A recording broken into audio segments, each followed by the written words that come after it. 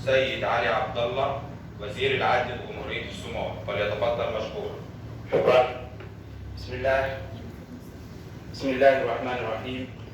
الحمد لله رب العالمين، والصلاة والسلام على سيدنا محمد وعلى آله وأصحابه أجمعين.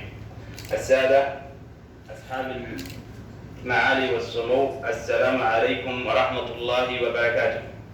في البداية وقبل أن أستهل كلمتي ننعي وفاة السيد الرئيس والأخ الباقي سبسي رئيس الجمهورية التونسية، وندعو الله جميعا أن يتغمده برحمته الواسعة وأن يسكنه فسيح جنانه.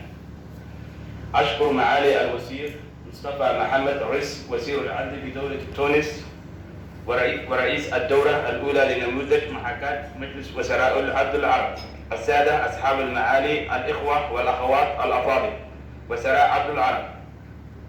ولا ننسى الشكر للجهود المبذولة من الأمانة العامة لجامعة الدول العربية تحت إشراف معالي الأمين العام السيد أحمد أبو الغيث، وقطاع الشؤون القانونية والأمانة الفنية لمجلس وزراء العدل العرب على حسن الاستقبال والضيافة وتوفير كافة السبل وتذليل العقبات من أجل نجاح أعمال هذه الدورة. كما يطيب لي أن أتقدم بجزيل الشكر والامتنان لبلد الضيافة والحضارة مصر الكنانة، مصرنا الحبيبة، رئيسا حكومة وشعبا.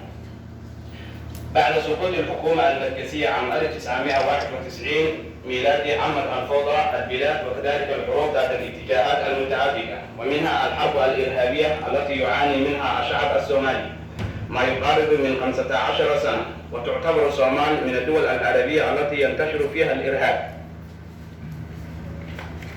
ولا تزال الحكومة الصومالية التي يترأسها في فخامة السيد الرئيس محمد عبد الله محمد فرماكو وقوات الجيش الوطني تبذل قصارى جهدها لمكافحتهم.